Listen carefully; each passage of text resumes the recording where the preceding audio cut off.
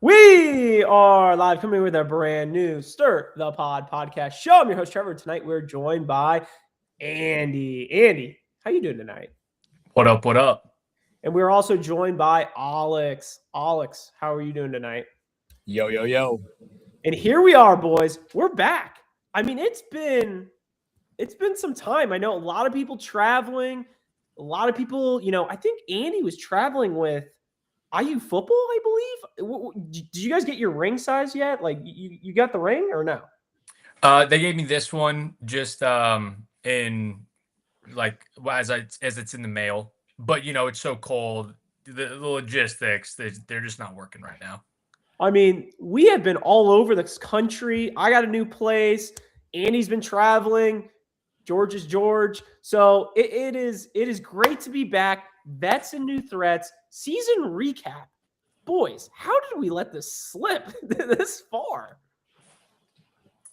I think there's no better time to do it than right now. We had to be all eyes on the Hoosiers for the past few weeks, but it's all we always do give it a little bit of a break before we do the season recap after the season ends because we usually just have challenge fatigue. This break was definitely longer, probably the longest that we've done, and so we might have to do a lot of Googling to kind of jog our memories of what happened and everything. But nonetheless, I'm excited. This is still one of my favorite pods every single year. Andy, are you excited tonight? I'm FU fired up. But I do think so. Like, I'm pretty sure the season ended like mid-December. Does that sound right? I think it was I have all the dates and everything that I'll read in a sec, but yeah. So that is kind of why it's taken us so long, because season ends and then we go right into the holiday spirits and then straight into New Year's, then IUFB, Magical Run, National Championships. What can you do? Here we are. I am very excited. I do also want to make sure the live chat is aware.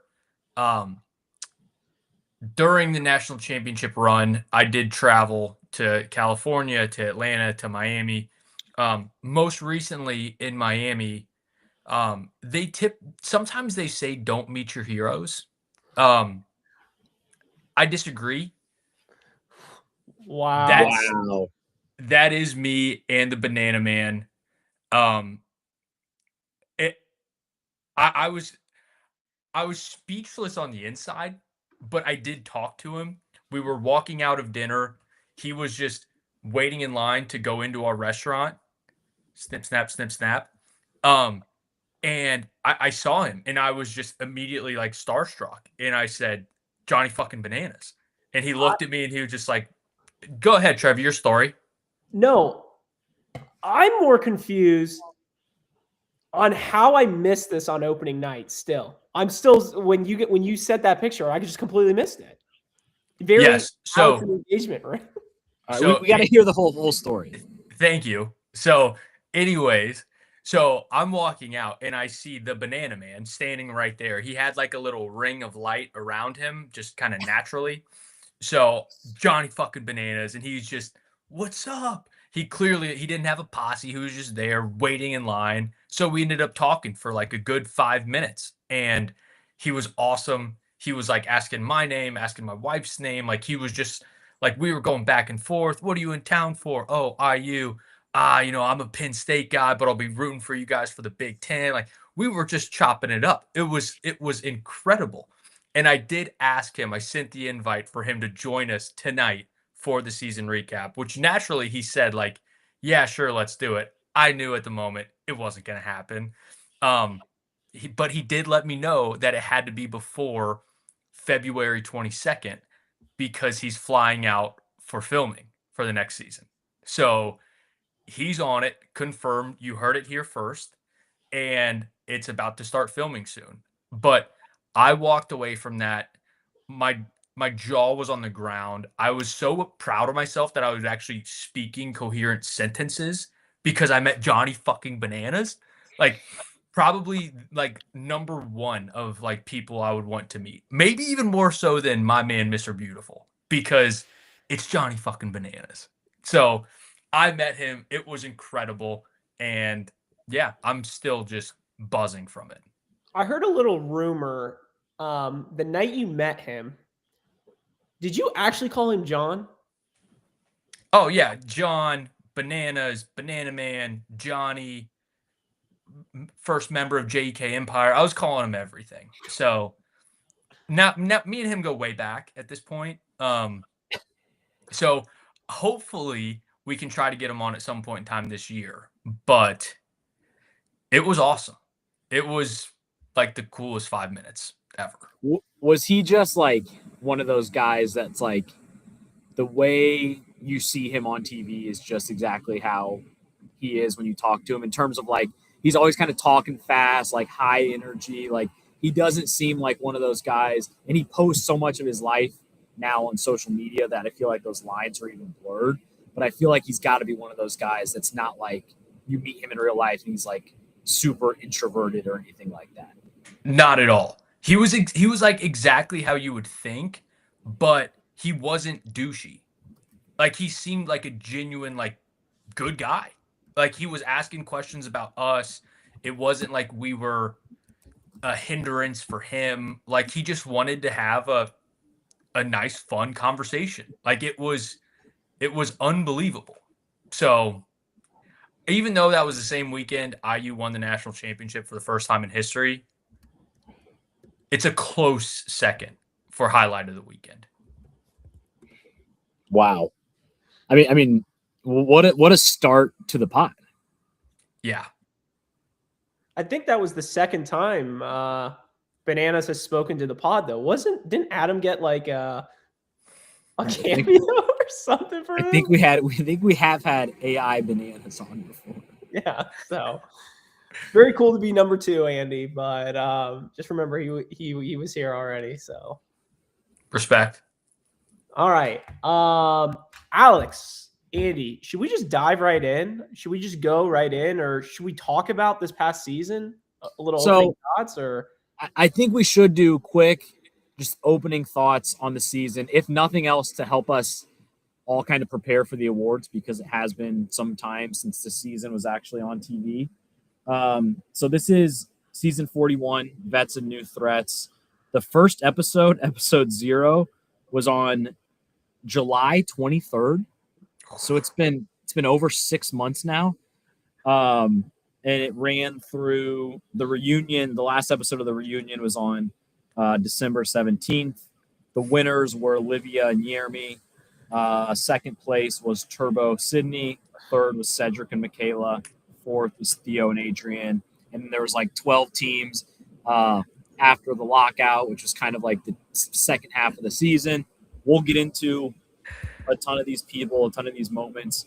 Basically, half the cast was rookies, half the cast was veterans, and they just kind of went at it. And so what did you guys think, just trying to remember some of the moments, episodes, like just big picture? Did you enjoy the season? Did you enjoy the people? That sort of thing. I think I enjoyed this season. I think it's better than the decades was it was Battle of the Decades or eras. I think, we'll dive into a lot of the mishaps that happened this season. I think there's obviously something that they dropped the ball on hard this season, but yeah, I'll just leave it at that. I don't want to dive too deep in, and I know we're going to play ping pong in a little bit and just go back and forth. So call us Marty Supreme. Spoilers. I did like the season. I kind of thought the challenge was on life support going into the season. I think a lot of us did. I don't know where the challenge currently sits. Like the getting pulled from MTV, going to Paramount Plus. We're entering a new era of the challenge, and it could be the last one. But I did enjoy this, and I think, especially like looking back through the Wikipedias of the world in preparation for this,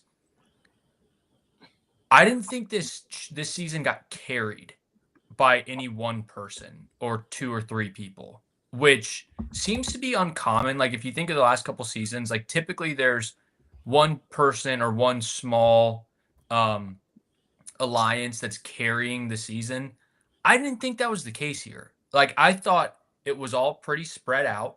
It was anyone's game from like an actual competition perspective and an entertainment perspective. So I think that was one of my biggest takeaways of it kind of felt like an old school, everyone's contributing in some fashion season, which I'm all for.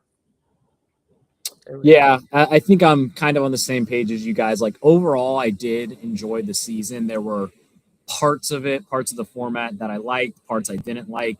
I think though the biggest thing, not to maybe spoil some of the picks later on, um, but one of the things that I'm just going to always remember from the season is the rookie class.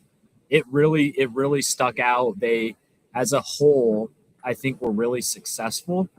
And the thing that keeps going to my mind is I think a lot about this season compared to War of the Worlds 1.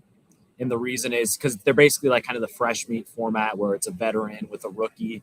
And if you go back to that War of the Worlds rookie class, it looked great at the time, like even a season later on. But like almost every person had like something happen to them. Like, Maddie got a DUI, D got canceled, Theo popped a bottle of champagne in his eye, Georgia and Bear, like all of these different things that basically derailed the rookie class. And ironically, the one that kind of lasted the longest from them was Josh. And so I say all that to say, like, this rookie class, and we'll talk about a ton of these people. That's the first award, I think. This rookie class was really strong. And ultimately, the legacy of vets and new threats is going to be based on how well they do in their careers. And it's not a given that they're all going to be great because we saw what can happen with War of the Worlds with just like these random things. But I think it's obviously a better start to have like a strong rookie class and see where their careers take them, as opposed to like trying to convince yourself that a few of the rookies here and there are actually good. Like that's what's going to stick out to me is a lot of the rookies from this season. And we honestly need them. Like, we need some new blood to stick around and become the vets. Because if you look at the vets from this season, my God, stop doing this. Like, there was a lot of that. So we need some of this new blood to actually come back and continue to perform. We really do, especially because of what you mentioned, and we'll probably talk about this throughout the pod of the whole future of the challenge. We don't know how we're going to be watching it next season. We don't know how many more seasons they have, who's going to be on it, that type of thing. And so like we do need a lot of these rookies to kind of help carry the torch. Going to be interesting. Going to be very interesting. Did you guys watch the reunion show by chance?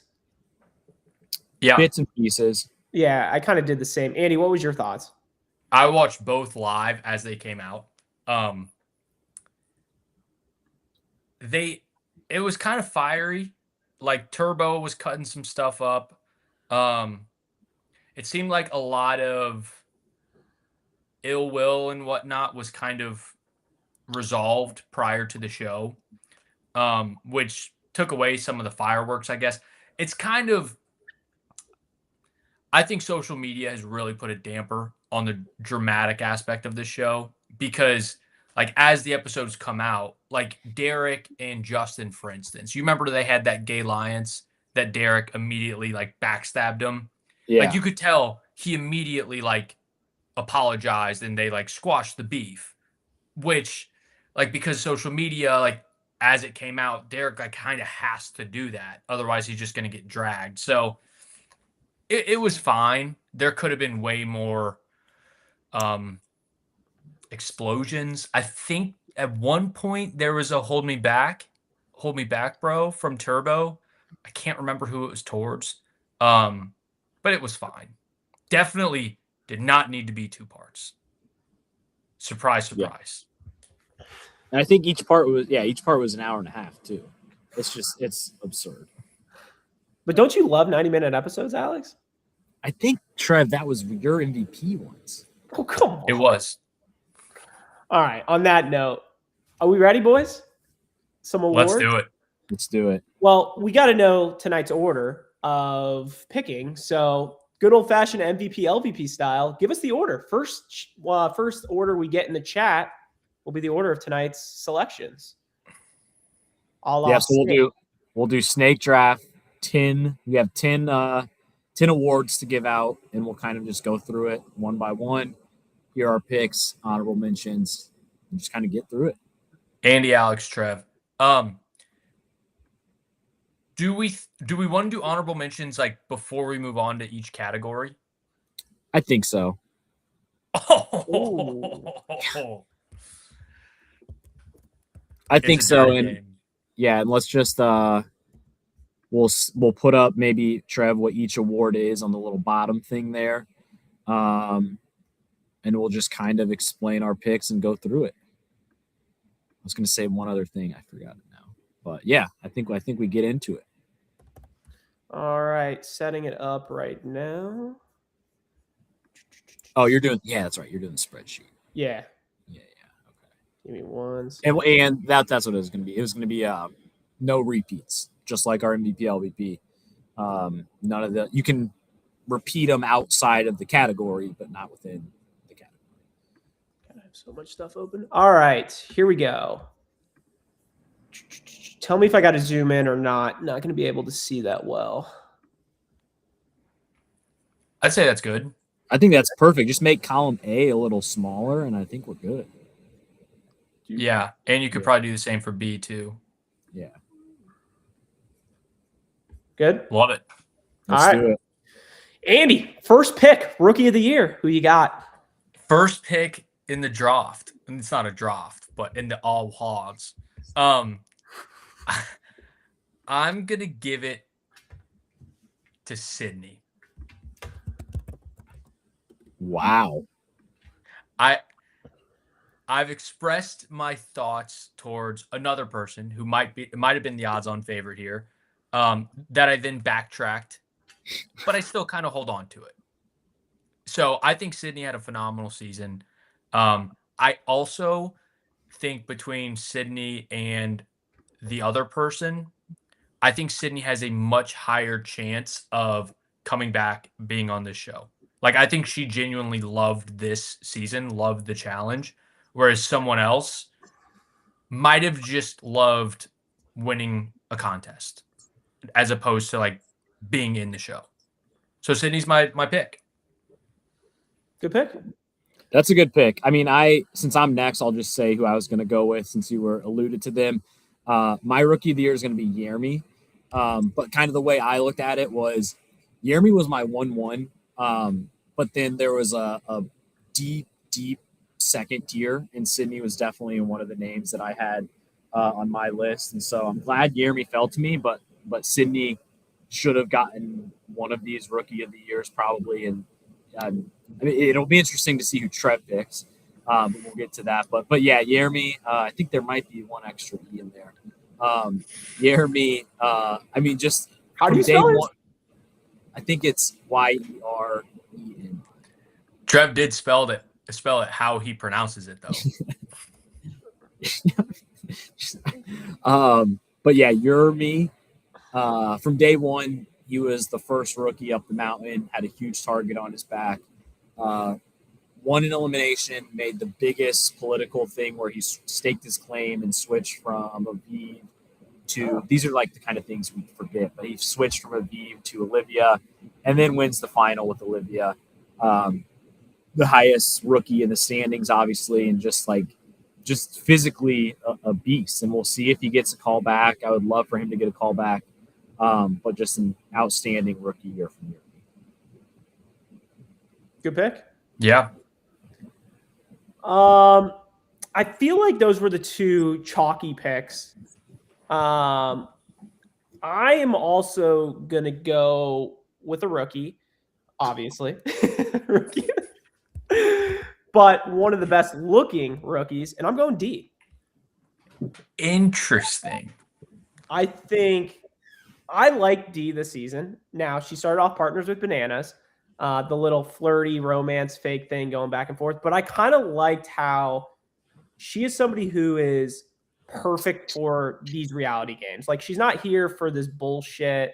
Like, she's here to compete. Now, I'm not saying she was the best of the best. I'm putting in stock for her to come back for multiple seasons. And I think she is one of the top people that I look at this rookie list that I'm like, damn, I want them back for another season.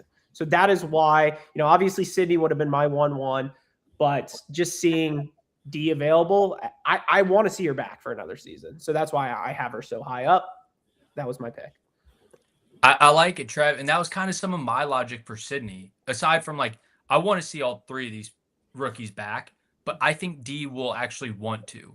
And I'm not to totally disparage Jeremy, but he just seems like he likes competitions, which is fine. There's nothing wrong with that. But I feel like Sydney and D are made for the challenge, So I like your logic there. Yeah, I mean D was on my kind of third tier, but she is bad and she's a good pick. And I will mention we're talking about kind of future. I only know this because I follow D. Everybody should, and she's been promoting it. But I guess the new season of Survivor is coming out in a few weeks, and it's like the 50th. It's like a massive season, 3-hour premiere and that type of thing. And she is on it. And she's kind of promoting herself as being on it. And so if anything, that just kind of shows she still has the reality kind of TV competition itch. And so hopefully that bodes well for her challenge future as well. Did anyone have any honorable mentions? I did. Go ahead. Okay. I had honorable mention because of eliminations and stuff. Adrian. Yep. Yeah. So. I had basically my top 4 were all the 4 rookies in the final. So it was Jeremy, Sydney, Adrian. I had Cedric as an honorable mention too. And then, really a lot of them were impressive. I think my other top honorable mention would be Will. Just from an entertainment kind of being a nutcase, he was fucking Nani. He was, being a dick to Olivia. All of these things, and he finished 6th place. Wait, hold on. Can I talk now? Yes, that was incredible. Yes. Can I throw out another name that hasn't been mentioned? Justin. Justin made it almost to the final with Nani. That's pretty impressive. He beat Gabe in the stake of claim. He kind of showed up when he needed to, and he was carrying Nani. Don't want to leave him out here, but honorable mentions I think is fitting. Yeah, if you would have followed our challenge insider, she had Justin very high up, and we just didn't listen. So fair play to our challenge insider. DB, so shout out her. There's a lot of good rookies this season, and I know I mentioned that earlier, but and we've said a lot of them, and then I don't want to go through every single name, but really, there were only a couple duds, and I feel usually you only get a couple studs. You only get a couple people that you want back. And there's a lot of people on this, a lot of rookies on this season that I would want back. Think about this. How many rookies did we have on this season? Did we have 13, 14? 16. We had that many? Holy shit. Yeah. We just listed off, 7 people? That's pretty damn good. It is. Yeah. And here's the biggest thing, and this can kind of be a little segue. I had a much easier time doing this category than the next one. Yeah. So, comeback player of the year. I really could go off the rails here. I have an off the rails pick, but I'm going to say that for honorable mention because I know both of you guys don't have that. I'm going to keep it pretty chalky, and I'm going to go Michaela for this one. And why I'm going Michaela is seasons on the line. 4 seasons ago. So it has not been on a true challenge in 4 years. First person eliminated. Garbage. Terrible performance. Who knows if she's ever going to be back on the challenge. What happened? She comes back. She gets to a finale. She stirs the pot along throughout the show. I'm not saying she was the absolute best person to be on the season. However, to go from last place to a 3rd place and actually, making your mark. She finishes 4th to last, 5th to last. She's never on a season again. Her going to a finale, gives her 2, 3, 4 extra seasons, I think. So with somebody who was arguably, would you say she was kind of the most unknown vet coming into the season? So I still think she's a rookie. exactly. So I think like everything's kind of against her, and she kind of showed up, I think. I love it. I didn't have her on here because again, I was more so thinking rookie of the year for her, but really good pick. Thank you. It's a good pick. She was on my short list. The going home first to making a final, and she there were times when she had a legit shot at winning. Like that's a big one season tournament. Thank you. All right, I'm up for comeback player. I'm gonna go with. I couldn't find the more. I'm gonna go with Nani. Ooh. Nani is my comeback player of the year because I think she, for long stretches of the season, was the most entertaining person on the entire show, especially in like the back half of the season. She really picked it up. And the thing is, when we say comeback player, if you look at this cast, you kind of have to chop it in half because none of the rookies are going to be comebacks. And so you really have like a short list that you're kind of working with. And, you see like kind of past seasons that they've been on. And this is season 41. Nani's last season was 38. So it's not like it's a super long gap, but Nani's last season where she was single is probably War of the Worlds, which is like 33, I think. And like you could see it on the show. Bananas has talked about it playing on his podcast that like Nani the past, like on season 38, 37, whenever she was on with Casey, not the same. She's quieter. She's more reserved. She's just kind of cuddling in bed with Casey. And like, that's kind of it. This season was old school Nani. This was old school Nani hooking up with rookie guys, having no shame about it, being loud, getting in fights. Like that's what I want from Nani. And we just haven't had that in a while, even when she was on season 38. And so it was just nice to kind of see, like, if I could add parentheses, it would be like single Nani, because that's really what it was. But I think Nani as my comeback player of the year, just because she came back from being boring and uneventful to being old school Nani. I love that. And let's not forget, like, her huge like blowout with Anissa, and they were like best friends. And God, I literally just lost my train of thought. Oh, the last season she was on, correct me if I'm wrong, but the only thing she was talking about was, I really want to finally get my ring. Like, wasn't that Nani from the season prior, where all she was focused on was winning? Yeah. When, like, Nani's never going to fucking win. Like, we know that, right? So, like, when Nani is on the show and she's focused on competing, it takes away from who Nani is. We got to see the real Nani. I love this pick. Yeah. And now Nani is, she's back on 41, hooking up with the rookies. She's on OnlyFans. She has this huge new thing with Kayla that she's doing, which anybody can go check on her stories. It's insane what she's posting. And so it's kind of like we're just like, she's like re-apexing, basically. She's really like reaching this whole nother level of Nani, and I'm all here. Love it. My first pick is still here. I'm gonna go Turbo. Ooh. And it's like, he hasn't been on in a couple seasons. He obviously did really well. But for me personally, like, I came away from this really enjoying Turbo. And that might have, I don't know if Turbo was the inception of the 180, turn 360, and then 540.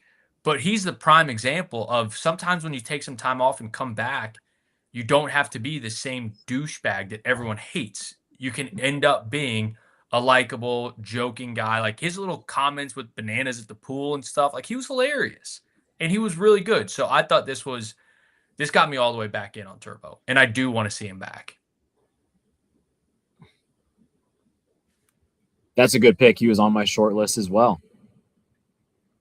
He hasn't he hasn't done many seasons. I think this is only his 4th flagship show, and it's like it feels like more just because he either makes a final and he's on every episode, or he goes home early and he makes like a huge splash either way. Like he is always in the mix, and I don't know. I hope we can get him on a few more seasons before he calls it quits. Yeah. All right, Andy. Who of the year? Honorable mention. Oh, we're doing honorable mentions. I always forget. We just do it in the beginning or do it at the end. Honorable mention. One of mine is Andy. Is my honorable mention. If you go back and look at last year on the pod, Andy missed 5 episodes. Oh, come on. This year, he only missed 2. Wow. Big season. You know, when Alex and I started Stir the Pod, or BMFEP into Stir the Pod, we've always wanted a third co-host. And Andy stepped in, has done a great job. He kind of got lost in the sauce during a couple seasons ago. But hey, from 5 missed episodes to 2, full-timer. I want to take that award, but I hate that at the same time, so I just have no thoughts. So my honorable mention that I had for this, I didn't know if I was gonna get away with it, if you guys were gonna let me have it. But can you hear me? Yes. My comeback player was going to be CT's next season. What? Because CT got shit on, and rightfully so, all season. We haven't mentioned his name yet, and we'll get to him maybe later. But CT was basically like a clown. The way the rookies treated him and just laughed at him, and he was, fat, and I think there were some Jonah Hill comparisons, and he looked terrible. And we've seen before, not that big, but we've seen big CT come back in seasons after and win it all. So I don't think it's unrealistic to think that CT on season 42, if he's on it, or 43, could have a really good season and maybe make a final, maybe win it all. I know it's crazy based on the way he looked and how obese he was, but like there is a chance. And so I was going to try to get away with a preemptive kind of CT's next season as comeback player. I like it. I don't hate it. All right. To me, for who of the year? Sarah. Yeah. There's such a chalky one, and I can't not take it. Give me Blue. Who? That was a person. That was a contestant on the show. Who? I think it was a girl, and I think her name was Blue. Like Marty, what's the guy's name? Marty Pictures, or like that Blue? Oh, From Big Fat Liar? Marty Wolf. Marty Wolf. I couldn't think of his last name. Yeah, this was just a huge miss by casting. Because if you gave me 2 pictures of 2 girls and said, which one is Blue, I would have no clue. That's a good pick. Great pick. Alex, who you got? Yeah, I mean, there's a handful of good picks for this category. So Andy picked a color. I'm going to pick a country. I'm going to pick America. There's somebody named America who was on this season, and she actually made it 12 episodes. She made it past the halfway point, past the lock-in. She was partners with Leroy. They got sent in early in the second half and went home immediately. And I'm also fairly certain she was not at the reunion, even though people that went home like before her were there. She's kind of, from what I've seen, she's kind of anti-challenge now. But yeah, there's someone who was named America. She was on this season, and when I saw that name, I guess first I thought where, because I thought it was a place, but then I thought who. Good pick. Love it.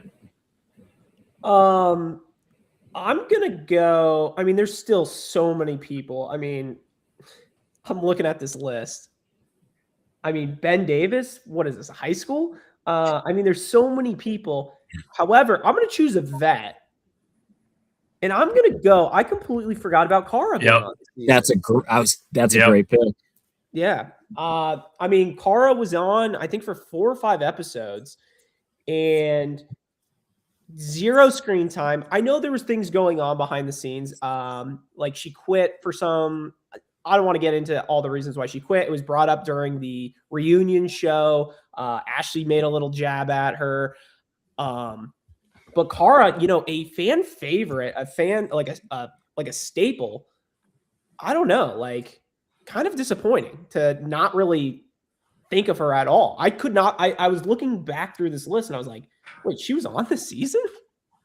Yeah, I love it. She was on my list, and I like taking the Blues and Americas of the world because you're literally like, who?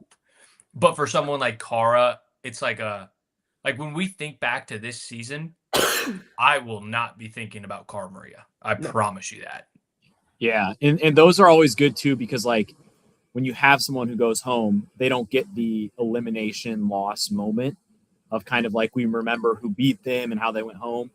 They don't have that moment. And I think Kara too was like at the beginning of whatever episode it was. I think it was like 5 episodes in. Like it's not like she went home episode 1 or 2.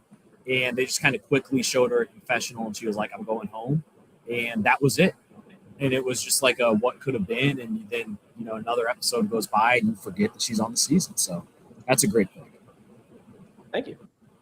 Any other, do we want to do honorable? I feel like I could just name half the cast at this point. I mean, you said Ben Davis, the high school, that was sitting there for anyone to get. I had Jake was one of the rookies who actually made it pretty far. And I think he got hurt because not only was he with Anissa, but I think he was also kind of a fake Will. Yes. And Will, as the season went on, Will was clearly like the better version of whatever that guy was. So I had Jake and then really both Derek's. Ooh. Jake was also at the reunion. He looked hilarious. Like if you type in like challenge Vets and New Threats reunion Jake, he just looked amazing. He looked like he had fake chest hair. I had Rogan on there as well. And people forget he had a little ting with Izzy, I believe. Yeah. So I mean, good for him, but I'm sure Izzy must be proud. Trev, any honorable mentions? No, I had Rogan. I said Rogan. And then the other ones were already taken. So okay. All right. Elimination of the year. Honestly, this was probably the hardest category for me, I think. I hated all the eliminations. There wasn't like one to me that stood out. I'm not saying this one that I'm taking is the best elimination, but for me, it was the most enjoyable to watch. And for that reason, I am going to take, and I know it was a team duo, but I'm just going to say the pair that I liked watching the best, which was Theo versus Derek in that little pillow fight when Derek got his ass handed to him. Not 1, not 2, not 3, not 4, but 5 straight times knocking his ass into the fucking water like that, that muddy water. That little challenge maniac prick. I mean, GG Buffon, Donnarumma, bye-bye. So that's my elimination. A good old pillow fight. I mean, that's what we have. That's what we've come to is a fucking pillow fight. And I'm glad to see Derek. Oh, Theo's so much stronger than me. I can't fucking hit a pillow. It's just, and then it was just off the screen. It was like unbelievable. It was ridiculous. This? Yes. That's a good pick. So this was a tough category, but you started us off strong. So Alex, what do you got? Yeah, I agree. There's not like the best eliminations of this season don't really compare to like the best eliminations of all time, like in the slightest. And like it's weird because as the season went on, I didn't feel like each one was like awful. But there was really none that stood out. So I just kind of went gut check. Like when I think of season 41, what's the first elimination that's going to come to my mind? I got to go Gabe and Bananas. I got to go Gabe beating Bananas. It was upset when it happened. Gabe was just this huge, big guy. And they tried to do their best, production did, of kind of editing it like Bananas and Bananas is a good strategic player, right? Like he can figure out how to play a game like that to the best of his abilities, even though he's like physically outmatched, even though he's 20 years older than the guy. And for a second there, it looked like he was maybe going to win. And then I think they switched and it was Gabe's turn and he did it in like 30 seconds versus like Bananas like 7 minutes or something like that. And it just felt like the first, we talk about these seasons, like when the first domino is going to drop. This felt like the first one that we had. So again, not like an all-time elimination, but whenever you get an upset like this, feels pretty big. So I'm going to go Gabe and Bananas. Gabe Bananas is what I'm calling it. Gay Nanas? Gabe Nanas. Good pick. Honestly, I didn't have either of these on my list. Ooh. But it was a hard list. This was probably one of those, like, there's no overlap. There's overlap on all 3 of the rounds going into this one. Now it's just a crapshoot.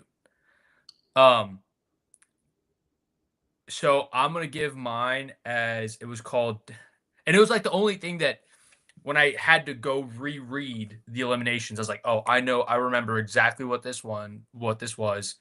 I'm going to do tight quarters, which was it was Waviv versus Cedric and Michaela in the airplane bathroom, just because it was memorable for me. It got Will eliminated.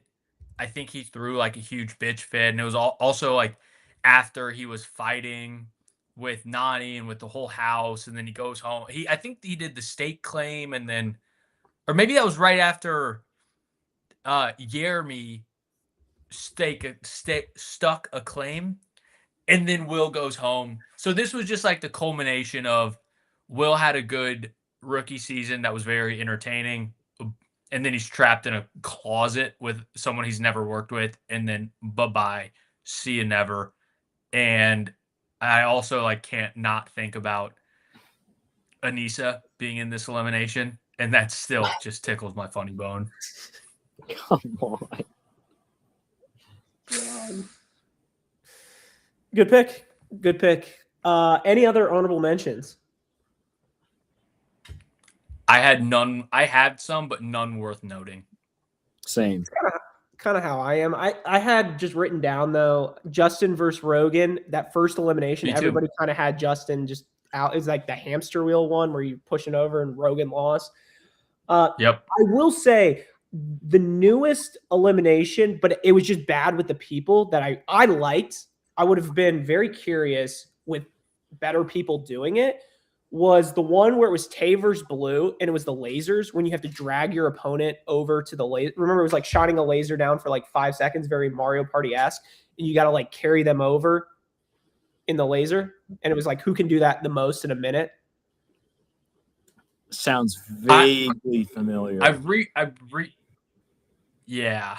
Like it didn't look good because the 2 people weren't good at the elimination. But if you have like 2 people like throwing like a Leroy versus Derek, or I don't know, like a headbanger like that, I think that would be very interesting because you're tied to this person and you're just dragging them. Like a new concept. I trust you. Yeah. And that is tough when you have a new elimination, but they use it at the wrong time. Correct. That's tough. All right. Stephen A. Smith, hottest take of the year. Andy, first pick. Who you got? I hope this is a good pick. I don't know, but I firmly stand by it. The selection was the worst twist in challenge history. The selection, I initially had staking a claim because that's what I thought it was.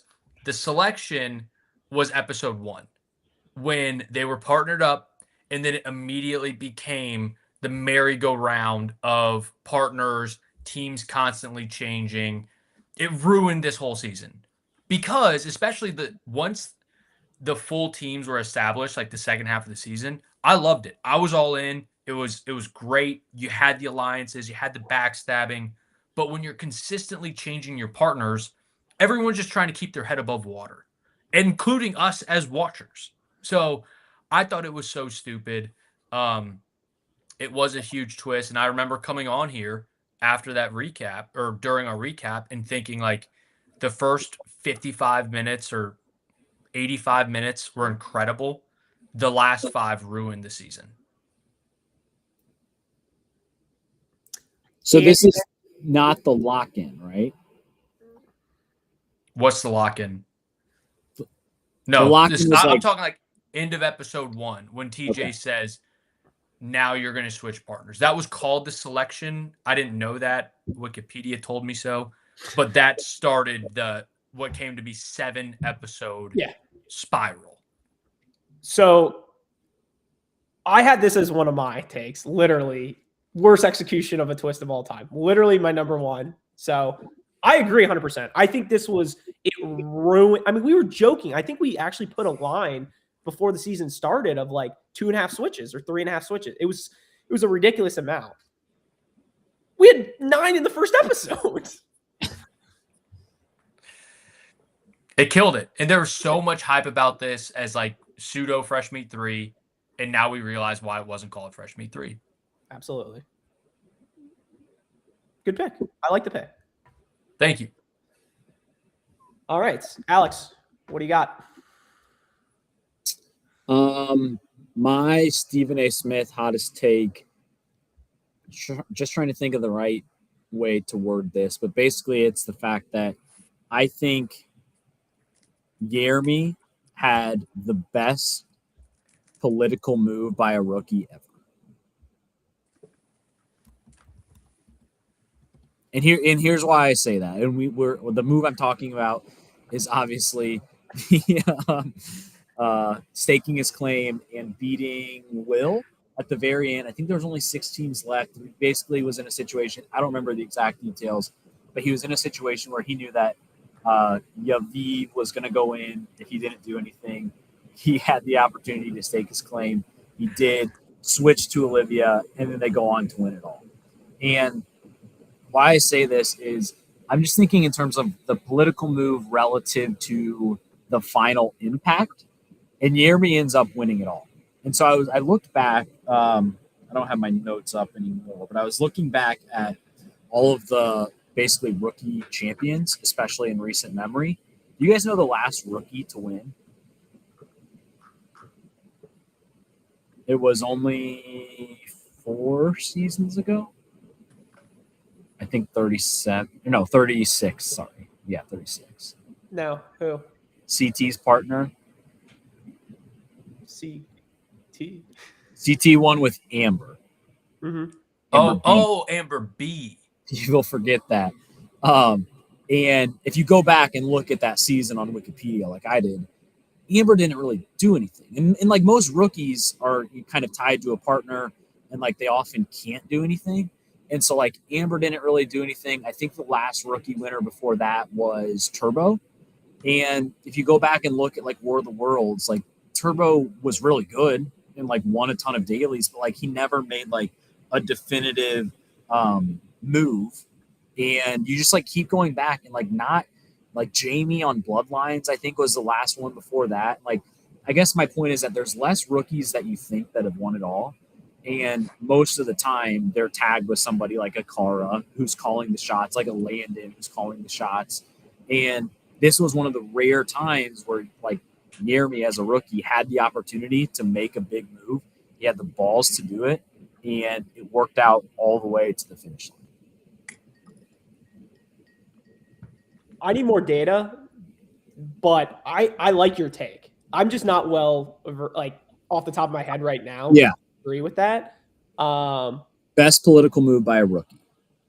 But I don't hate it at all because that move right there going in, like you, for all the reasons that you said, I 100% agree. I don't think it was Jeremy's pick or his move. What do you mean? if Nani doesn't tell Aviv that, if Aviv does, like Aviv told Jeremy to do this.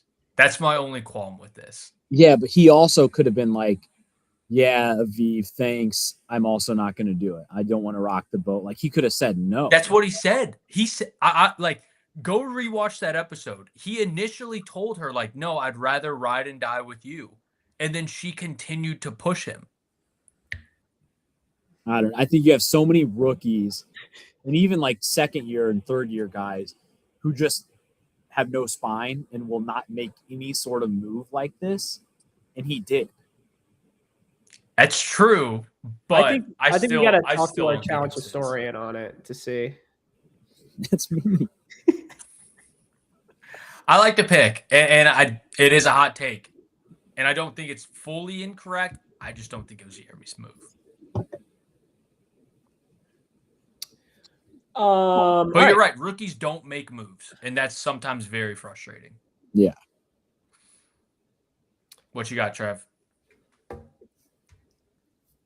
I have, and I think going into this final, who's the clear favorite? We all agree it was Sydney and Turbo going in. I forget what Andy's betting lines had. Do you have those betting lines going into the final? Yeah, they were the favorites at plus 150, followed by Jeremy and Olivia at plus 190. After watching the finale and anything, I think Sydney would have won with any other guy of the last 7 people eliminated. Theo?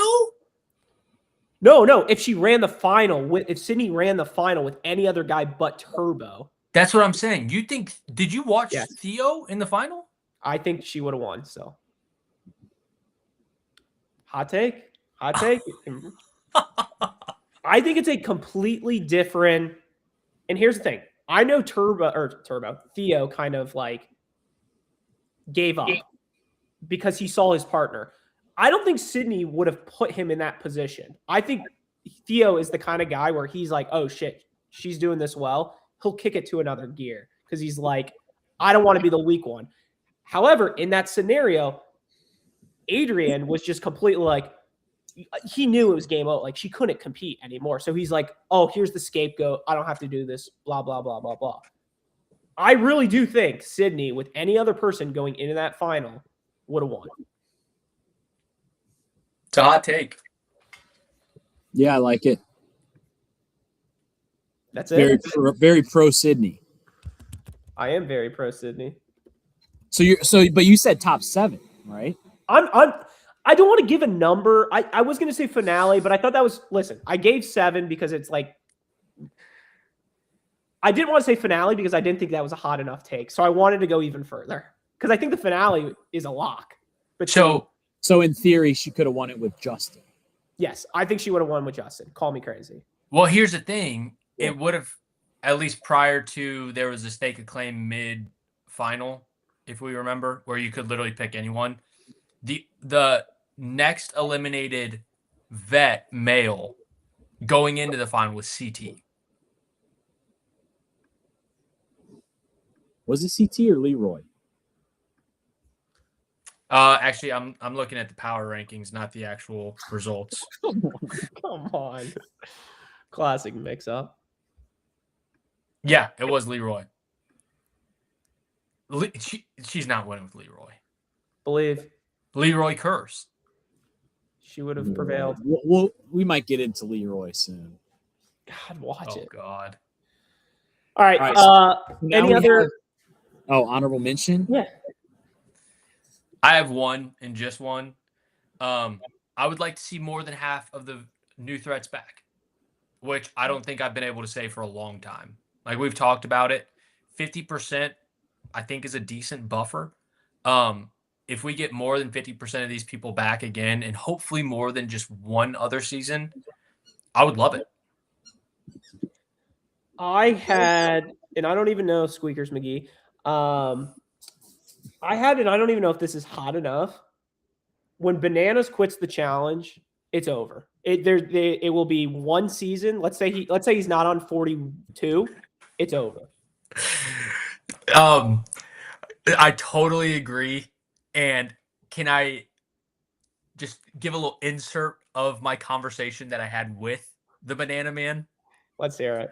I told him because I was going on and on. I've been watching you for 20 seasons. Like you're the best to ever do it. That initially came with me telling him this show would have been done 5 years ago if it wasn't for you. To which he responded with more like 10. But not a douchey guy or anything. No, it was awesome. He's the man. And he's not wrong. And neither are you. So that pick. Thank you. my honorable mention was going to be related to bananas, but it was basically going to be something along the lines of from this season, the only veteran who is ever going to win again is Bananas. You look at the vets on this season, who else is going to win? Oh, you're saying just from this season? Just from this season. Oh, like, for sure. The veterans look terrible, especially the women. I mean, Anissa, good God. Ozempic. Best shape of your life. Like, Ashley looks terrible. Nani is, like, never going to win. Leroy hates himself. Like, Derek and Derek are both there. Like, the veterans were, like, terrible. And so that not only makes me think that Bananas has a better, or I guess that's one half of it, but I guess because, like, the existing vets that they bring back are so bad, I think Bananas is going to keep doing it. And I think eventually he will find one more win, and that'll kind of be his swan song. He'll have a big retirement tour at some point, maybe season 45. But I do think there's going to be exactly one person, one veteran who wins again, and it'll be Bananas. I really like that take because everyone else is just done. Sticking forks in all of them. It really is, and I think the only thing that could make, like, I think the biggest obstacle to that take is Cara, the person who went home by a DQ. And, like, even she's getting old, but, like, she's still in pretty good shape. So, like, I think if there was to be a second person who could win another ring, another vet, it could be Cara. And, like, you could say Olivia, but she also just had a baby. So she might not be coming back for a while. What about Turbo? I think even he's definitely has one of the better odds, but he's also getting up there. He's slowed down at the end of this final. He's older. And can I go this route with you? CT. I think he's up there too. I mean, he's my comeback player of the year next year. I love that pick though. I love it. These people are so old. Mm-hmm. Get a job. Do something else. Like the challenge producers have to have more people in their Rolodex than John A. Dear God. Like, come on. All right. So now we have MVP and LVP, and we have two different kinds. Challenger is basically you have to pick a single person who is on this cast. So I think with Cara, there's 33 people. So the pick has to be one of those. And then non-challenger is basically anything else. Wait. We're halfway through. We're going live. This is where we stop the recording, and part 2 is next week, right? Yes. Union show, award show, part 2, right? And closing thoughts. Thank you guys for listening to a brand new Stir the Pot. And let's not forget about the twist. Oh, God. The twist. Alex leaves. Adam comes in. Wait. Who? You hear that music? Is that George taking over? Oh, God. All right, George, who's your MVP? Wait. Bananas. All right. MVP time for me. Honestly, I'm not going to lie. I kind of just want to take Bananas just to say I got Bananas. And I'm taking Bananas. He is the fucking challenge. He is the challenge. He runs this show. Without him, this is nothing. There was so much drama with him versus Olivia in these first. Well, he was only on 4 episodes out of 17. It all went downhill ever since that moment. He is the king. Get that through, people. I don't care. You hate him, whatever. He runs this show. Johnny Bananas, MVP of this season. So your MVP of season 41 is Bananas? who's Yes, on sir. 4 episodes. I don't need Jeremy dominating. I don't need all these people dominating. Give me the king himself, Johnny Bananas. Without him, there's nothing. So did you dislike the last 15 episodes? I'm just saying him. I'm just saying bananas. Wow. Bananas versus the world. Team Johnny. I know Wow. I'm the biggest Johnny It's a Bananas dirty fan. fucking game. Okay. We gotta spice it up. I can't just go chalky. I had the first pick. How many? 5 times. I gotta spice it up. Fair. So Alex, you can go chalky if you want. I think it'd be smirky if we didn't go chalky. Well, the thing is, I get the second pick every single time, so I kind of have to go semi chalky. And in this one for MVP, I had 2 that were top of my leaderboard. Somebody who I maybe have already given an award to tonight, and so I'm going to go with my MVP of season 41. I'm going to go with Olivia.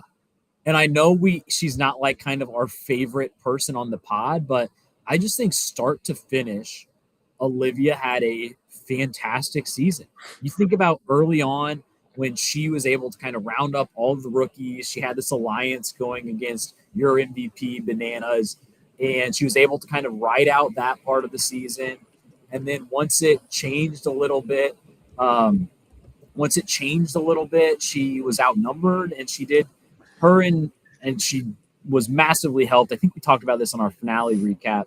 Massively helped out by Theo winning 4 eliminations. Basically had this shield, but she was able to do like things like convincing Gabe to stake his claim that like kept Theo safe, and like kind of like doing these things where it's time for Anissa to get in there and like take their spot. And she just like did all the right things, even when she was partnered up with a douchebag like Will. She got Jeremy, and instead of complaining about it, she was like, all right, like, we don't have any chemistry. We barely talk. Like, let's figure it out. They have this last second. Who are you talking about? Olivia. And who? Jeremy. Sorry. Keep going. So Olivia makes the final, has this last second win as she's pregnant. People forget that.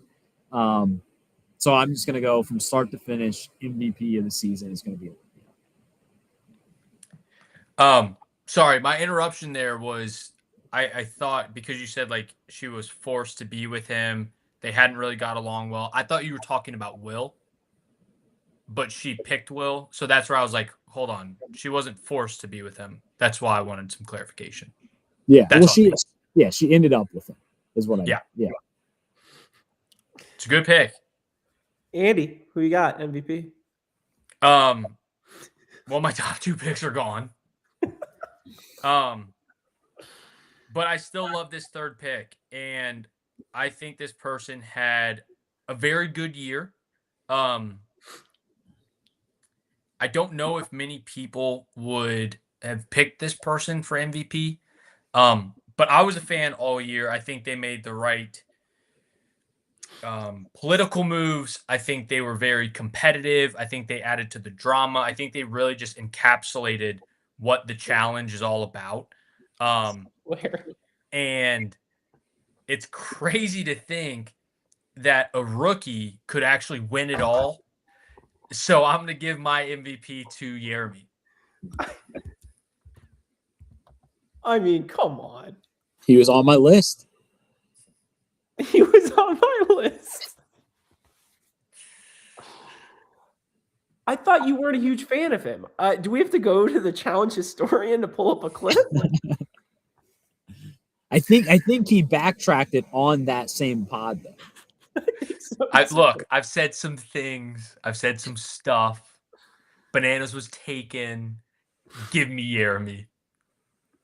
Jeremy's a beast. My close personal friend, John, was already taken. Could I have taken John? You took Bananas, but could I have taken John? We're not doing this. All right. Any other honorable mentions, MVP? I had Sydney for looking bad. I had Sydney. I had Adrian just from like a rookie, 4 eliminations, making the final standpoint. Turbo was very entertaining. And then just as kind of a second, third tier, as just a wild card was Nani, just from an entertainment perspective. But I think you really can make the case for almost everybody that made the final. Yeah, I had Cedric in my honorable mentions, and I also had Justin in my honorable mentions because he was paired up with Nani, and she was getting fucked left and right in multiple different ways, and he was still just steadying the course. There we go. All right, Andy, LVP. Anissa, easy. Always. Duh. I don't think much needs to be said. If she is on a season, she will always be my LVP. Get off my TV.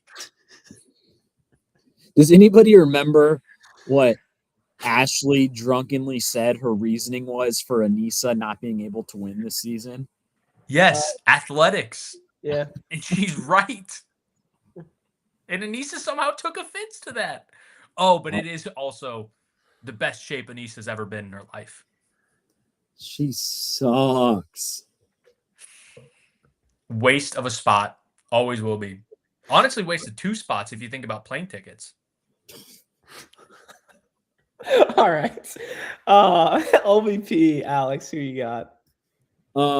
My LVP, I was gonna go Anissa. Instead, I'll just go with CT. Just he was kind of, like I said earlier, he was just kind of treated like a laughing stock, like a clown by all the rookies. I have memories of him falling into the water off of a rope ladder, kind of like Big Easy a few seasons ago. And when you're ever in the same sentence as Big Easy, that's not a good thing.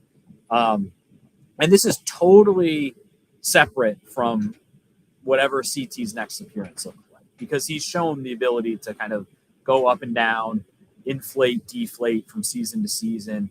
But we're only talking about season 41, and he looked terrible. And, if you look at the way that the season worked out, rookies, vets, guys, girls, there was definitely a discrepancy. And I mean, like, the rookie guys made it much further than the rookie girls, and the opposite of that is true for the vets. And so I think you said Turbo and Theo made the final, and then like Leroy was the third place guy. And like CT, when you have a bunch of other old people, Derek, like CT should be the one old guy who's kind of holding it down, and he looked worse than any of them, almost as big as Anissa, almost. So I'm just going to give it to CT. Just a bad season. Good pick. Yep. I am going to go for my LVP. I'm going to go Kara. Oh, she was on my list. Double Kara. She was on, I think she took 6 seasons off. She went from 34, 35, I forget, to season 40, which was last season. And then she finished, she was like, I think she got to like episode like 16, 17. She was towards the end of that game. So you're like, oh, her coming in on season 41, she's going to be pretty good. Probably a top 3 female ready to go. And she had 0 screen time.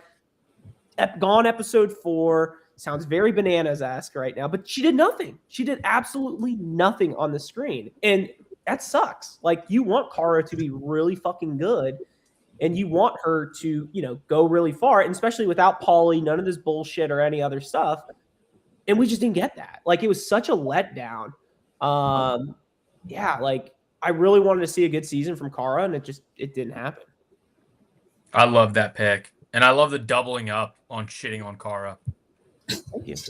Is she done? I think so. I think like after a performance like this, she can't be done. I don't know how many she got left in her, Tej. People don't have jobs.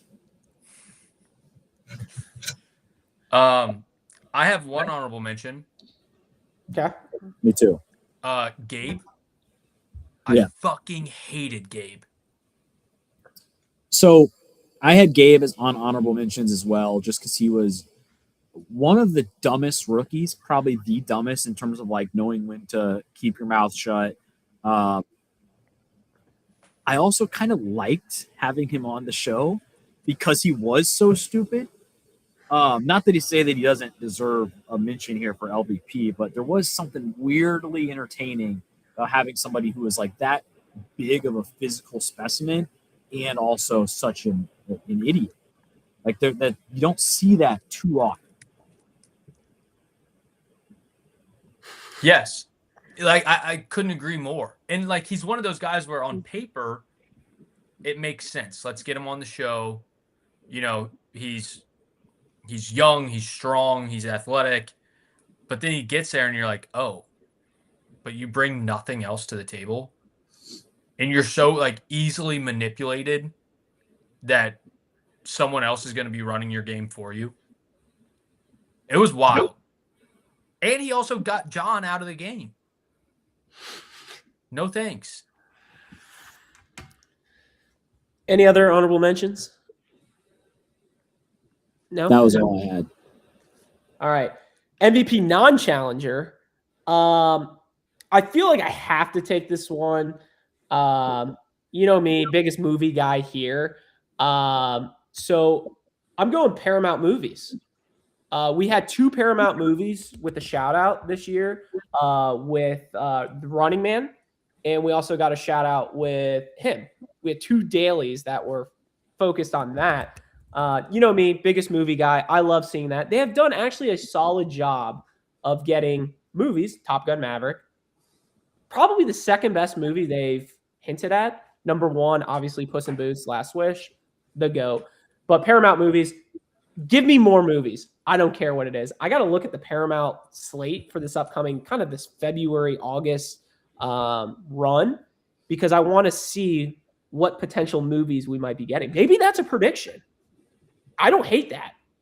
Anybody want to do that? A little betting odds before the season starts. What it's going to be a Paramount movie. We look at what Paramount movies are coming out and we say, hey, this is going to be the movie that they're going to talk about. As like a little store the prop? Yeah. I'm in. Pick the movie. Yeah. And then we have to watch it, remember? And I saw Running Man and I saw him in theaters. Follow me on Letterboxd, T-Fun. Follow Alex at Stir the Pod. Follow Andy at TK Burge. Well, Trev, now that you mention it, because you picked this and because you mentioned it, I do have to read your Running Man review. I can't remember if this was read on the pod before, but I know we got into a few weeks there where we were reading your reviews live to tape. So we have Running Man. Do you remember how many stars you gave it out of 5? My guess would be 3 or 3.5. It was 3.5. Okay. And your review is this is November 16th. Okay. This movie is off the wall. Script is a mess. Pacing is a mess. But you know what? ... I couldn't take my eyes off of it. It was so damn fun. GP was smirky, maybe a little too much. Ending was rushed, but it is what it is. It felt like a Saints Row video game. My biggest complaint, how was this not a summer movie? Would have been a banger in June. There we go. Great review. Wow. Can you look up my him review too? I think I gave that a 2.5 or 3. You gave it 3. I give a half-star bump if I see a movie in theaters. Let's reminder there. There is a lot of hate in the reviews for this movie and not sure why. I had a fun time watching this. Marlon Wayne stepping away from his typical comedic role for a more serious role, psycho role, parentheses, yes, I know, Requiem for a Dream, relax. I love movies about being the best, but it does go a little too off the rails. But that's okay. Sue me. Fun watch. TV watch might be bad, but who cares? Wow. You're nuts. All right. Paramount Movies. MVP. Non-challenger. That's a good pick. Alex, what do you got? My MVP. I'm just gonna go the rookies. I'm gonna go rookies. They were my favorite part of the season. We haven't even mentioned. I don't think we mentioned Leo. Really liked Leo. There was other people on the season. Tay, I think won at least. I think she won 2 eliminations, and she went home bad. Went home like halfway into the season, but even still, like you just have a lot of these rookies who Izzy was really bad, who just like made an impression. Again, we'll see what their careers have in store for them, but it's not one person. I'm just going to go all the rookies. There we go. Good pick. Andy, round us out. MVP non-challenger. I was between two, but I have to go with one because I think it was so well deserved. It was a continuing theme throughout the whole season. We knew that regardless of what was going on from a competition perspective, drama perspective, we could always rely on this, no matter what. And that's going to be the power rankings.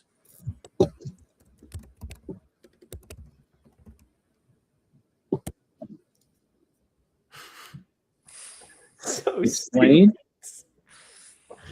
The power rankings held true, and the committee that put together the power rankings is just like in such high regard, and I don't know how we would have gotten through this season without the power rankings. Honorable mention: bright lights on Andy's face. What? God, that's ridiculous. That's a good pick. Any other honorable mentions? We got MVPs.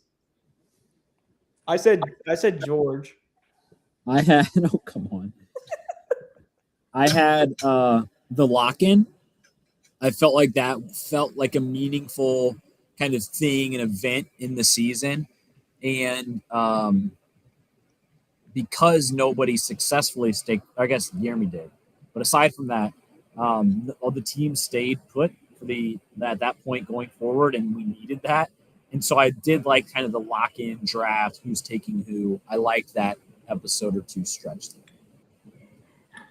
There you go. I had Fresh Meat 3 because that did provide the framework for this. Granted, we only got half a season of it, but it was the best half of the season.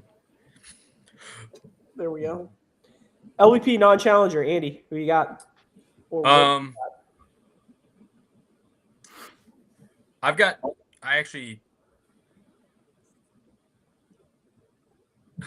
right, fine. I'm not going to say this. I've got one honorable mention that I really want to get out of the way because we've already talked about it, but I'll save it. Hand up. I will continue to give this LVP until someone somewhere at BME fucking listens. 2-day finales. I'm so done with them. I know, like 2 episode finales. Yeah, like, 2 episode finales. Okay. And that typically coincides with 2-day finales, but the 2 episode finales, it ruins it. Actually, no, give me 2-day. Give me 2-day. I want to change it to specifically 2 days. I think we got to go to VAR to see if. My initial pick was 2-day because the first day is always so pointless. We talked about it. The only reason that they did that was so they'd be sleep deprived. Why? Why are we like saying, let's add sleep deprivation into who's the best challenger? That's so dumb. I hate it so much. Give me a 2-parter if it's still within the same day, and I'll probably be okay with it. But the 2-day was so dumb. I hate it so much, and it ruined what I thought was actually a very good season. There we go. I agree. I hate it as well. Alex, LVP non-challenger. What do you got? That's a great pick. The final, just as a whole, was in my short list, so I won't go there. There's a few good ones, I feel like, this season. Just bad things that they messed up. I'm going to go with the coin flip. God, you son of a bitch! I'm going to go with the coin flip. There was at least 2 times they did this. I feel like they were 4 different things as well. And it was like one of them at least was like literally a deciding vote. They didn't even recount. Like they just said we're flipping the coin. And the fact that they do that is just such a like fuck you to all the fans. It's so lazy to not think of anything else to do. TJ, I think, was flipping it into the pool too, and they'd show like the close-up shot through the water as if anybody could see, as if TJ could even see. but it was just a terrible thing to see as people like us who have devoted years and decades to the show. And, you're talking to one of your buddies who maybe doesn't watch it and you're telling about the elimination. They're like, oh, so that person got voted in. It's like, yeah, but it was a tie. And they're like, all right, so they have somebody else pick, or they do a challenge between the two teams. It's like, no. Like, all right, what did they do? TJ the host flipped a coin. Like, that's just so embarrassing. I hate all of that.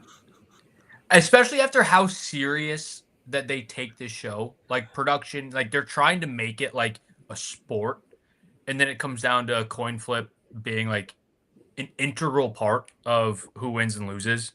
It's crazy. Yeah. Great pick. Stole my pick. Love the pick. Good work, Alex. Thank you. My LVP non-challenger is more of a moment.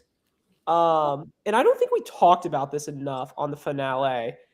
And I think it just upsets me because, these people went through. How long do they film the challenge for?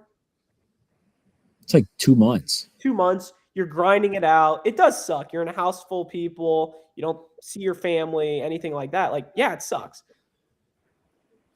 You've watched past seasons, and the moment that you love the most, that you always look back, is opening. You're making it to the top of the mountain. Tell me why the fuck TJ Lavin. Ooh. That was the pick right there, Trev. Thank you. Like, these people are did I spell that wrong? Mountain. I can't see on my screen. I'm cut off. How did I spell it? M-O-U. I gotta look. All I see is M-O-U right now. And is that on the screen? I can't see. Yeah. It. There you go. Is that right? Yeah. I can't see the last 3 letters right now. There we go. Wait. You're good. All right. I can't see you guys. All right. Just so disrespectful to the entire season. Like, you want to make it, you want to see TJ on that mountain. Like, I could not imagine if it was like a true, like, could you imagine, like, would never happen, Nani climbing up that mountain and TJ wasn't there? Like, I'd be devastated. I think I would just kill myself right on the spot. Like, it's not over. The final's not over until TJ is there telling you that you are the challenge champion. Just so disrespectful to the show. I understand it was very high up. Get an oxygen mask. I don't give a fuck. So this actually did get brought up on the reunion. And I don't remember if it was Jeremy or Olivia, but one of them was talking about how they felt like they didn't get the full experience because TJ was not up there. And then you know what they did? They sent a pre-recorded video of TJ. They put it on the screen, and TJ was just like, Jeremy and Olivia, like, congrats on making it up the mountain. You're the challenge champions. It was such a slap in the face. It was like TJ not on the mountain, just slap in the face, and then TJ video at the reunion, just backhand right across. Yep. Very It does look like we have TJ in the chat, and he says he wishes he could have been there. Honorable mentions for LVP. I had just the vets in general. Had the final as well. Partner switching was one of the biggest bad things about the season. And then one that just came to my mind as I was talking about the coin flip and kind of these things that indicate that the challenge doesn't really care anymore, that they give a shit. LVP challenge Twitter. Great pick. They used to be something that was tweeting, dozens of times a day, especially on challenge days, react, like, clearly watching the episode live. I think they went through, Trev, correct me if I'm wrong, I think they went through at least one season of the same thing, except they had scheduled tweets that were coming out early, like half an hour early, so they were spoiling the episode. So I don't know if that caused them to just pull the plug entirely, but we got to a point this season, you can go back now and easily check, where they would tweet once a week. It would be Wednesday morning, and it would say, like, today's challenge day, and that's it. They wouldn't promote their own fucking product, and you wonder why the whole future of the show is in jeopardy right now. Like, that is just something that pisses me off. The way that they used to have a good challenge Twitter, interacting with people, all that kind of stuff, and it's just totally fallen off. I don't want to completely stop this award show, but I feel like if we kind of want to branch off here, I do want to talk about something about the future of the show with Twitter and everything like that. Can I bring that up now, or should I wait until after One Shining Moment? Well, I've got a couple other honorable mentions. Okay. So maybe before One Shining Moment, because much Okay. like March Madness, One Shining Moment does cap it off. Okay. My honorable mentions were him, the movie. I couldn't tell you anything that they did for the show for that. Oh, come on. Like, do we not remember, like, Puss in Boots obviously stole the show that episode. He was running across the screen. Yeah, him was when we... Wasn't that, like, awesome? When they did... Come on. Another one that I had was performance points. Do you guys remember that was a thing? Wow. Like, and I guess it did actually matter because that's how you pick your final partner. But, like, give me a fucking break.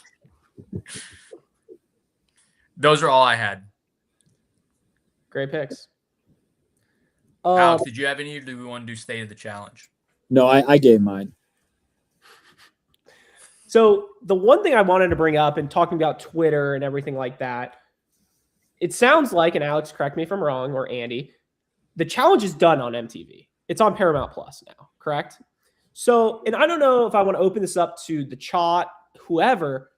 How do you guys envision us watching the show now if it's on Paramount Plus? Like, is the show going to come out at like 7 p.m. on, let's just say, a Wednesday night, and you can watch it at that time? Will it come out on a different day?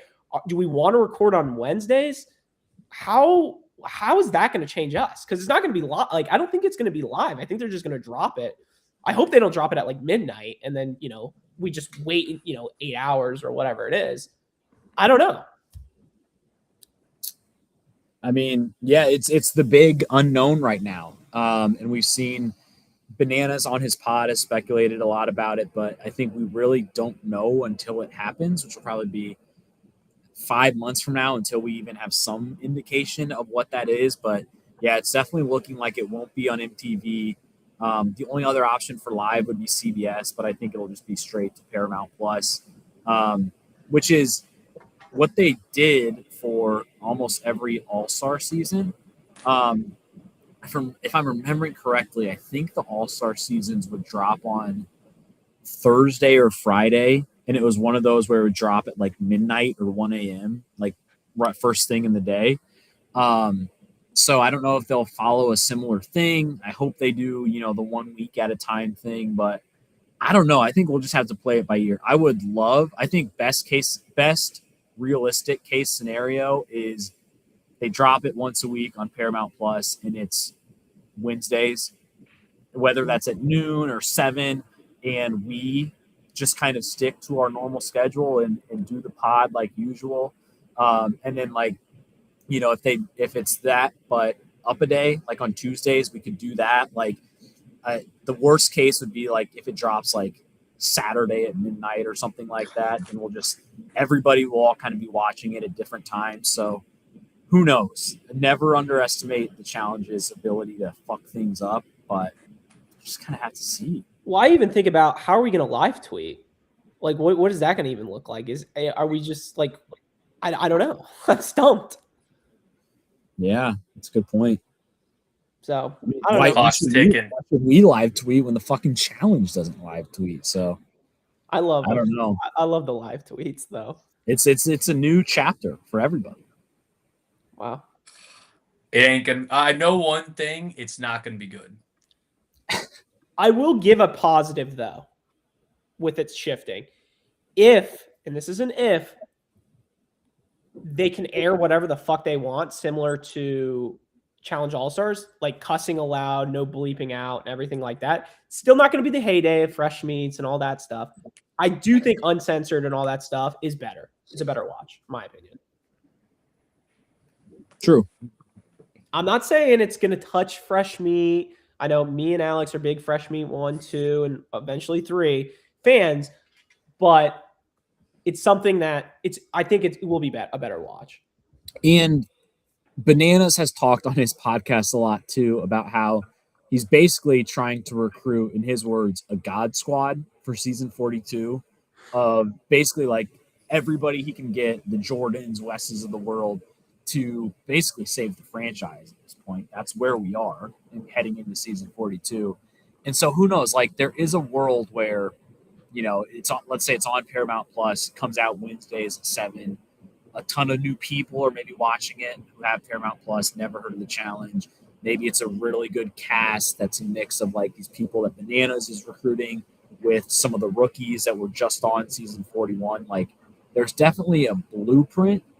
We just know the challenge's ability to kind of follow a successful blueprint is a very, very low hit rate. So is that what John told you in Miami, Alex? That's what I heard. Get the fuck out of here. Do you have something, Andy? No, John told me everything that we've already discussed, and then some that I will keep private between myself and John.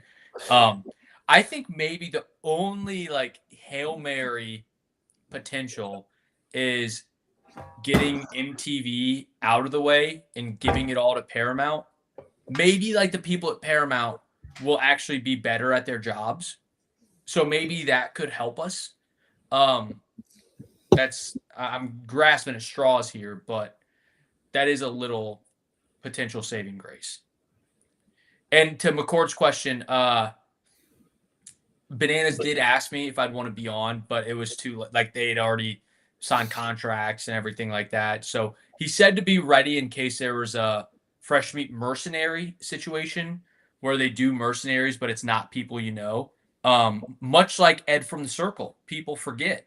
So I am ready. It's actually going to be Andy from the Square. So if you do see Andy from the Square, you'll see my face. Unbelievable. All right, it's time. One shining moment. The moment, and this is what, like the moment that we will remember the most from the season, essentially. Yes. First thing that comes to your mind 10 years from now. I mean, there's a lot of good moments, but there's only one moment that I will remember from this season. And it is Johnny Bananas saying, I am the fucking challenge. Has to be. One of those moments where you're just like, let's fucking go. Here we go. Is he wrong? Is he wrong? That's all I got. Absolutely not. Exactly. King stay king. That's my pick. It's a great pick. I love that. By my close personal friend, John. Enough. My pick for one shining moment, talked about it a couple times before. I'm going to go with Jeremy staking his claim. I just think that felt like a big moment. It was like I feel like a 20, 25-minute section of the episode just for everything to kind of play out. Nani was there. She was screaming. Aviv was in the middle of it. Jeremy, Will. I think it was Nani's turn to vote at one point, and she wasn't saying anything. And Will was like, "Come on!" Or maybe it was Will's turn to vote, and he was like, "I'll do this if Nani says this," and Nani was just silent. And it was just like incredibly like awkward. Like, is this actually happening? And it kind of answered our question that we had from the moment of the lock-in, which was like, is anybody actually going to do this twist and pull it off once we knew what it was? And we finally got it in a really entertaining, impactful way. Obviously, Jeremy got a new partner out of it that he won with. And this is just, when I think back to this, I'm going to think about all the partner switching, unfortunately. But like the one good thing we got from that was this one. So I'm going to go with Jeremy staking his claim. That is a good pick. And much like McCord said, you did take that same pick twice, much like Trev taking Kara twice. But It's a good pick. That scene that you described was A1 challenge content. Like that whole back and forth was just like that. What did they call that again? Like that part of each episode. Deliberation. Was it deliberation? I thought they had a different name for it. I thought it was just selection, maybe. No, the selection was It was something different. the judgment. The judge No? is so stupid. I don't know. But yes, that was like that scene was just off the rails. Good pick. My 1-1 is still here. And this was really I only had 2. But this was the only one that stuck out. I also consulted my challenge insider. I had already written down this answer and I asked her, when you think of this season of the challenge, what do you think of? And she said my exact answer, which is going to be first episode, almost even first scene. We've got Naya climbing up a mountain in fucking jeans. Like that. She's not a rookie. She's done this multiple times. And she shows up. Everyone else is in athletic clothing, ready to go. She's wearing fucking jeans. It was so incredible. I will never, like, when I think of this season, it will always be Naya in jeans trying to climb up a mountain. Wow. Good pick. That is, I had that as I was thinking that for honorable mention. LVP non-challenger was Naya's jeans. I had that written down, and then I kind of forgot about it once I took TJ. Great pick. My honorable mention was going to be Nani deciding to go back to the male side. Does anybody remember this? The first time she hooked up with Will, and they did that big montage, and it was like something from like a bad comedy movie, and it showed just showed all this like stupid like fake romantic shit. I think it even showed the big like that meme basically of like the big train going into a tunnel as Nani's just like in the bed, and then the next shot is her like walking out to the bathroom like that, and she literally like willingly admitted like that was the first time she had been with a guy in like several years pre-Casey. So like the fact that we actually got that in the challenge episode was very smart. Honorable mention. I didn't know if I should bring this up or not, because I didn't think it was valid because of the time. But honorable mention, me in Miami meeting Johnny. You know, Wow. it was a really sick moment. It was awesome. Like, I know it kind of happened after the fact. Do you call him anything different? I call him John. Me and him are boys. You know, we kind of go way back now. So, wow. What can I say? So that's what you've been doing this whole episode in the background. Just got a drinker in. No, that took me like 30 seconds. Picture. That was a quick chat GBT real quick. Chat GPT. Yeah, I had to get what's it called? After I sent the photo of you and him on chat GPT, I switched over to, I had to find the original photo of me and him. So all right, I'm gonna give my honorable mention one shining moment, which is real one. We talked about it, but I won't, and I'm thinking of like the actual one shining moment, montage of everything. You can't not have the close up of the coin in the water. Like that was just hilarious. I think they did it 2 or 3 times where he flips the coin. It's almost like the drunk cameraman. And then they just zoom in on the water. Heads. Like, what are we doing? Awesome. All right, boys, we did it. Just a couple of kind of wrap up things to stir the props from this year? Was that chat? There we go. Show me the live, Trev.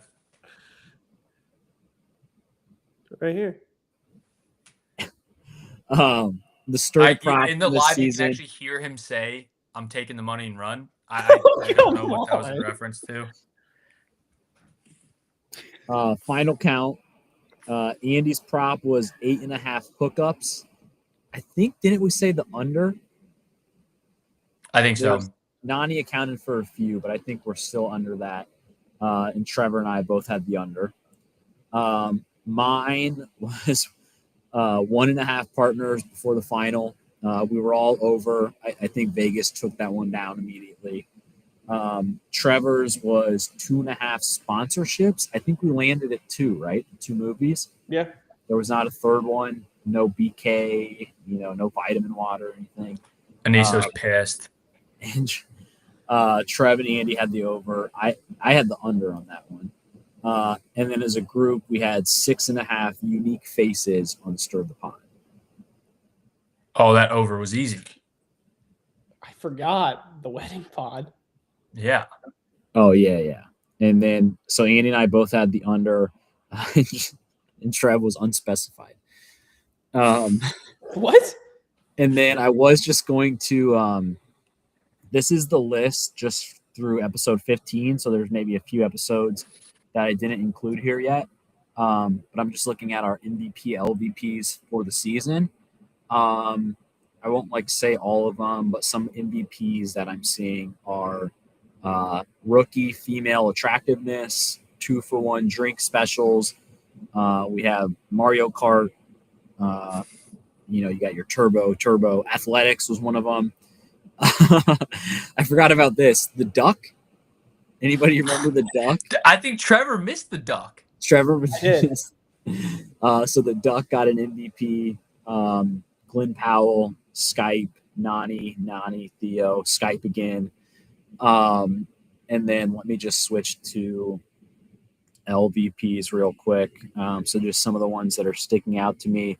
CT Pro Tip, Challenge Twitter, Ben's sleeveless turtleneck. Will, does anyone remember that shirt? that was bad. I think that was after he won a daily, and he showed up to the club looking like that. We have viewers, coin toss, Anissa. Wish I had been practicing. I don't know exactly what that means. Trevor picked that.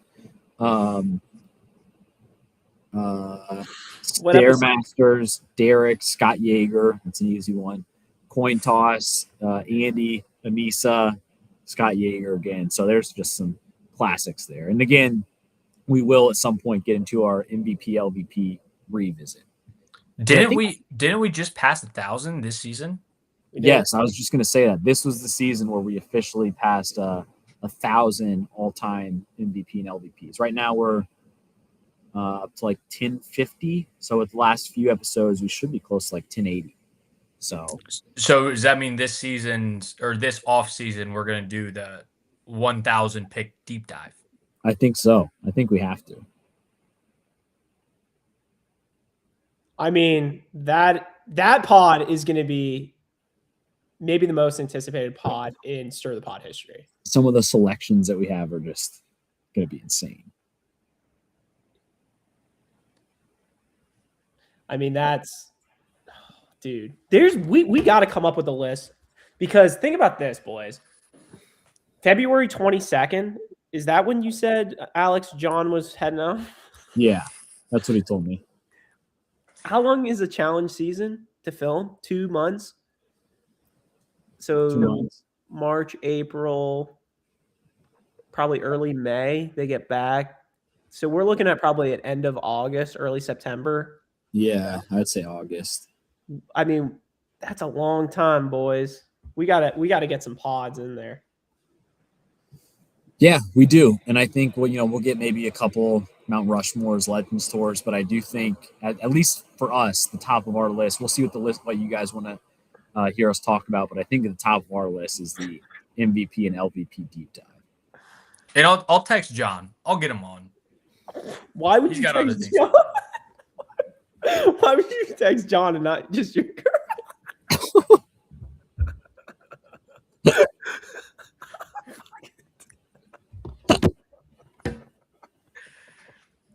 I'm done. I mean, come on. Tell me that duo. Oh, all right. I don't know how many more of these I got left in me, Teach. After that, there's some lines you just don't cross. Alex, make sure we tweet that from Stir the Pot. I saw you tweeted the Johnny one. Absolutely. Ryan McCord writes CT Legends Tour. I think that we have that on this. We're saving that. Mount Rushmore of sponsors. I think the Mount Rushmore of sponsorships, if we count like all the prizes and stuff, that would be a really fun one to do. Ooh. Do we have enough? Going through the chat, Mikey, always great to see you. Ryan McCord, Mount Rushmore of listeners, obviously. Boogie Brown, great to see you boogied your way back into the chat. TJ Lavin, the challenge, great. Mary, shout out Mary. TJ Lavin, the challenge, a la Lucas. Great to see you again. Let's have you back on the pod. Anybody else? A couple other people. TJ Lavin said, can you send me that photo? I think Andy can. I mean, he was with her the other week. I don't think Mito showed up. That's not even a real picture of me. I don't own that shirt. What do you mean? It's clearly...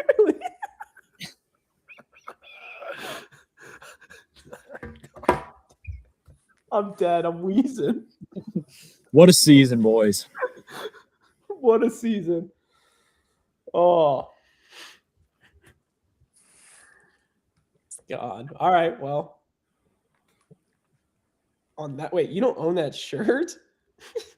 No.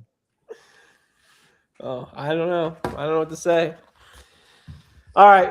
Bullshit. With that being said, thank you guys for listening to a brand new Stir the Pod podcast show. I've been your host, Trevor. You can follow us on Twitter at Stir the Pod. You can follow us on Instagram at Stir_the_pod. Thank you guys. Love you guys. Shout out George and Mason. Go to bed.